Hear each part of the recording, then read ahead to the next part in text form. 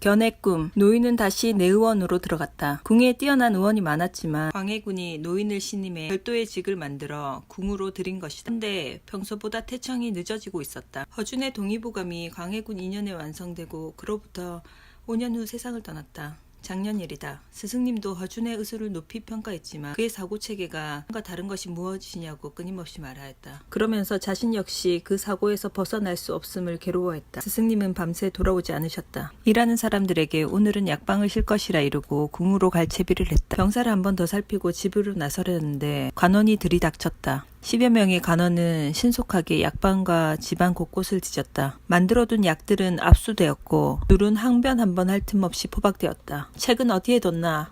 관원이 소리쳤다. 도대체 무슨 일입니까? 방 안의 책들은 모두 압수되었고 둘은 영문도 모른 채 의군부로 끌려갔다. 그곳에는 스승님이 형틀에 묶여 있었다. 견과 초이도 스승님과 나란히 형틀에 묶였다. 죄인 이시원은 들으시오. 어찌 다른 의원들은 아무도 모르는 약을 만든 것이오. 의군부 판사가 호통을 쳤다. 그것이 죄가 되오. 스승 이시원은 차분히 말했다. 어허, 어찌 내 의원에 있는 사람이 혼자만 아는 검증도 되지 않는 약을 쓴단 말이오. 혼자만 아는 약이 아니오. 모두 다 아는 약이오. 그들이 좋아하는 의서에도 다 있는 약이오. 상약이 환과 산으로 바뀐 것이 전부요. 그런 약을 만든 의중이 무엇인가? 약을 만드는 것의 의중은 단 하나요. 병을 낫게 하려는 의중 단 하나요. 판사는 노여운 얼굴을 했다. 그것이 주상전하의 안위를 살피는 자가 할 말인가? 1000만 번 살피고 의논하여 의술을 행하여야 할 일에 어찌 전하에게 직접 고하여 드시게 하여 다른 의관들을 속인 연유가 무엇이오? 다른 의관들에게 내 뜻은 이미 말했소. 내가 전하께 드린 약이 무엇인지도 그들은 이미 알고 있소. 어허, 그래서 다른 의관들은 반대하지 않았소? 헌데 단독으로 전하를 미혹하여 그 약을 드린 것이 아니오. 나는 내의원 고문이요. 실질적 권한이 없소. 허나 전하가 하라면 그리 할 수는 있소. 전하가 낫지 않는 약 이미 오랜 시간 드셨고 고통스러워 하시는 통에 내가 할 수 있는 최선의 약을 말씀드린 것이오. 전하가 그리 하라 하였소.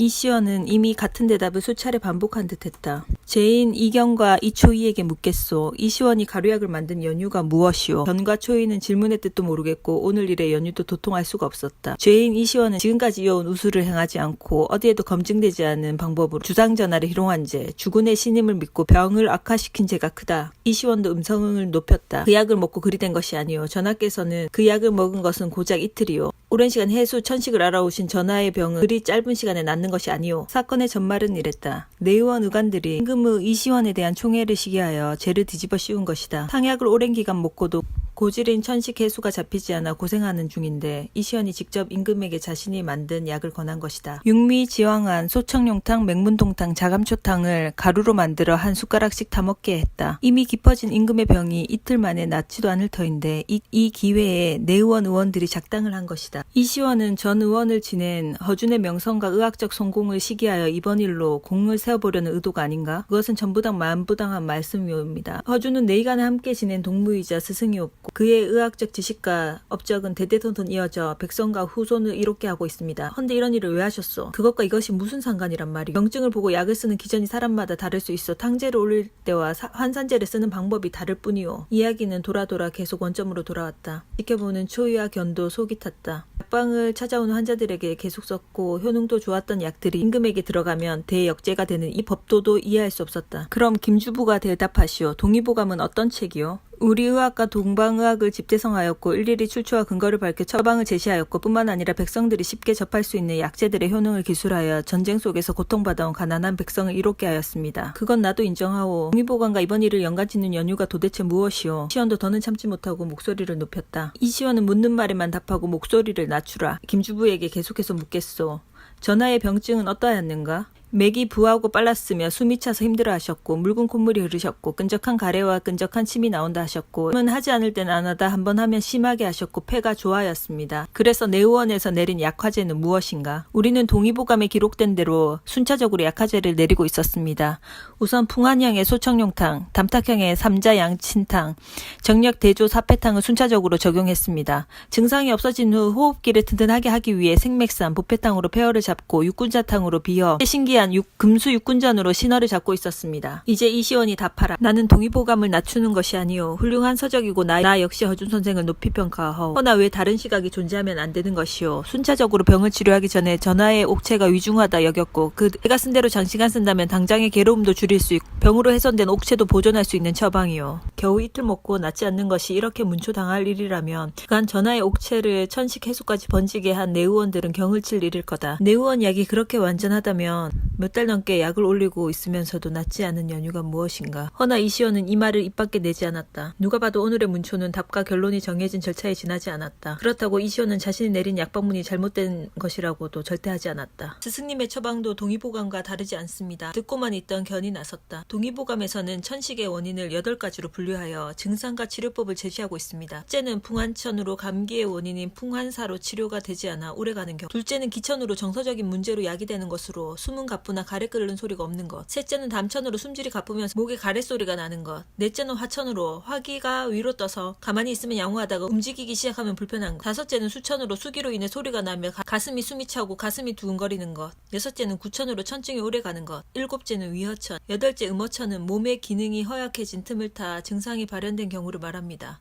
전하의 병은 묽은 콧물이 뚝뚝 떨어지는 것으로 보아 풍한형이 있어 소청룡탕을 쓰고 끈적한 가래가 있으니 맹문동탕을 쓰고 폐에 힘이 빠져있고 맥이 빠르니 자감초탕을 쓰고 오랜 시간 앓으신 데다 음허 증상을 보이시니 육미를 함께 씁니다. 의미가 다른 것이 아닙니다. 이시원은 장시간의 고문과 신문으로 노쇠한 몸에 무리가 갔지만 뜻을 굽히지 않았다. 이시원과 견이 함께 옥에 갇히고 초이는 풀려났다. 초이는 자신도 함께 갇히게 해달라 때렸었지만 되지 않았다. 그 약을 먹고 전하가 나을까 겁이 났던 게지. 오랜 시간 앓은 천식해수인이 며칠 만에 낫지는 않을 테고 낫기 전에 약을 중단케 해야 했을 거야. 내가 이 기회를 노려 의학 체계를 바꾸려 들 거라 생각한 모양이다. 그러면 자신들이 지금껏 배워온 의학을 다시 배워야 할 테고 그렇지 않아도 간원들이 집에 들어와 저희가 쓴 책을 내놓아라 하였습니다. 이시원은 고개를 끄덕였다. 어리석은 사람들, 지금까지의 것이 옳은 것만은 아니듯 우리가 세운 이론 역시 완전하지 않은 것을. 그래서 발전이 없는 게야. 이시원은 제주도로 유배 명령이 떨어졌지만 고문으로 세해진 몸은 버티지 못했다. 유배길에 오른 지 사흘 만에 숨을 거뒀다. 효유와 견은 지금처럼 약을 쓰지 않는다는 조건하에 풀려났다. 관직도 없는 어린 의원과 은녀는 그들에게 위협적이지 않았다. 견과 초이는 한양 땅에 스승님을 묻을 수 있는 것만으로 다행으로 여겼다. 제주로 가자. 집으로 돌아온 견은 짐을 싸기 시작했다. 무슨 말이야? 어찌 살려고? 초이는 스승님에게 벌로 내려준 유배지로 어찌 제발로 걸어가는 것인지 도통 알 수가 없었다. 살려고 가는 거 아니야. 죽을 각오로 가는 거야. 견은 스승의 뜻을 따를 작정이었다. 자신을 키워준 은인에 대한 보답이 아니다. 그의 생각이 옳다 여기기 때문이다. 견과 초이는 모든 재산을 처분하고 길을 나섰다. 떠나기 전에 마포나루에 가서 정씨 아저씨를 만났다. 이미 술에 취한 정씨는 주막으로 견과 초이를 끌고 갔다. 아이고 소식은 들었네. 날이가 그렇게 되고 내가 며칠 잠을 못 잤어. 낮술로 얼굴이 터질 듯 붉어진 정씨가 말했다. 걱정 끼쳐 송구합니다. 송구라니 너희라도 무사해서 다행이구나. 헌데 어디 가는 게냐? 제주도로 가려고요. 아니 어째서 그 먼 곳으로 간단 말이냐. 바람 많고 돌 많고 여자 많다는 그 제주로 왜 간단 말이냐. 여자가 많아서 가는 게냐. 걱정과 흰소리가 뒤죽 죽인 아저씨의 말은 술을 한 말 비우고서 끝이 났다. 아저씨 제가 맡긴 책은 잘 가지고 계시죠? 그 책 이제 가져가야 할 것 같아요. 술이 너무 취해 인사불성이 되기 전에 책을 받아야 했다. 그래 우리 집으로 가자. 무작위에 쌓인 책을 받았다. 그간 정씨의 집은 잘 지어진 기아집으로 바뀌어 있었다. 이게 어떤 책이냐. 허준의 동의보감이 전국에 유행을 하고 명나라에서도 책을 구하려 안달이 난다 하나 나 같은 놈도 볼 수 있는 이 책이 최고로세. 정씨의 이야기는 계속될 것 같았다. 그럼 저희는 이만 가야 할 것 같아요. 인사를 하고 나오려는데 정씨가 약 한 통을 내어왔다. 책에 적힌 대로 오령산이다. 뱃머리에 좋다며 가서 영 아니다 싶으면 얼른 다시 오거라.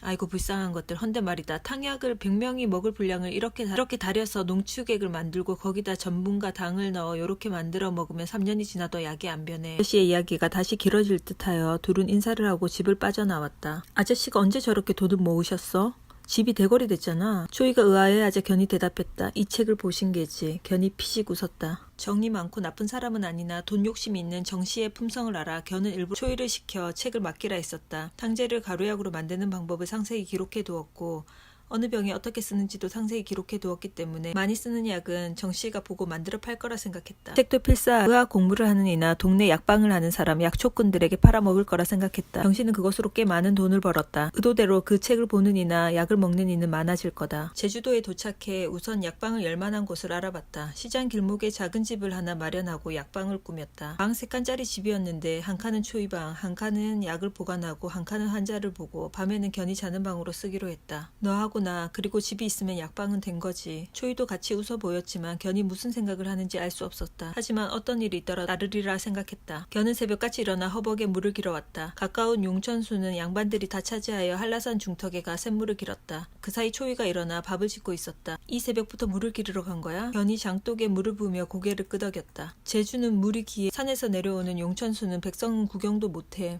우물을 파도 바닷물이 나와. 이곳 사람들이 종기가 많은 까닭이야. 물고기를 많이 먹으니 열이 승하고 소금물을 많이 먹으니 피가 탁해져 종기가 많은 것이야. 아침을 먹고 견은 초이와 함께 밖으로 나갔다. 이 옆에 봉천수를 만들 거야. 우리도 가져다 쓰고 그 근처 사람도 가져 쓸 수 있게. 봉천수? 빗물을 받아 정화해서 먹는 물이야. 꽤 많은 돈을 들여 봉천수 연못을 만들었다. 받은 빗물은 수치나 조개 껍질로 정화했다. 주변 사람들에게 봉천수를 마음껏 갈아 이루고 정화법도 알려주었다. 마을 사람들은 젊은 의원이 인심도 좋다며 칭찬했다. 집을 사고 봉천수를 만드느라 가지고 온 돈 다 써버렸다. 이제 정말 벼랑 끝에 선 마음으로 가야 한다.